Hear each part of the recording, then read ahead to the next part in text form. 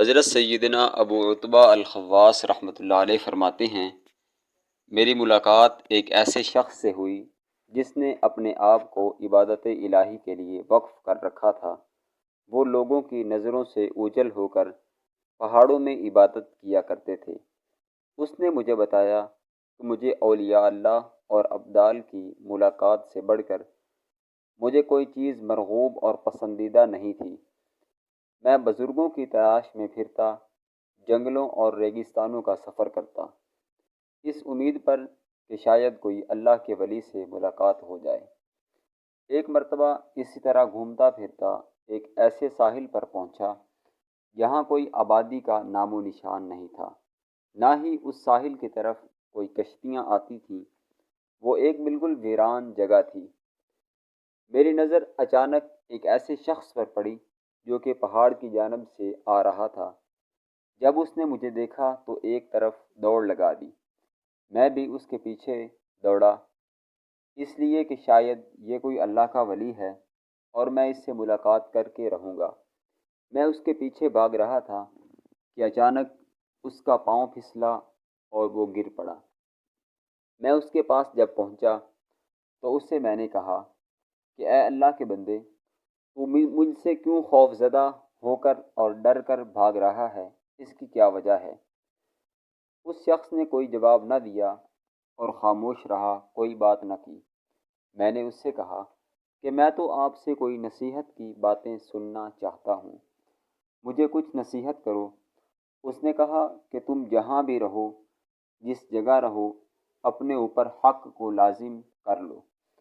خدا کی قسم، میری تو ایسی کوئی نیکیاں نہیں کہ جن کی تمہیں بھی دعوت دوں۔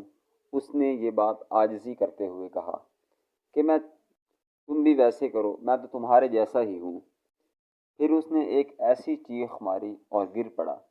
جب میں نے اسے ہلا کر دیکھا تو اس کی جان نکل چکی تھی اور وہ فوت ہو گیا تھا۔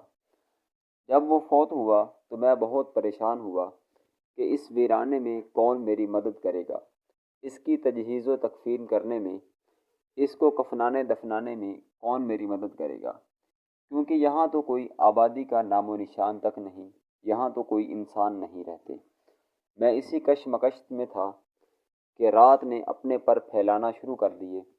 ہر طرف اندھیرا چھا گیا اور ہر طرف سناٹا ہو گیا، اور میں بھی ایک جانب جا کر بیٹھ گیا، اور اب میرے اوپر نیند کا غلبہ ہونے لگا۔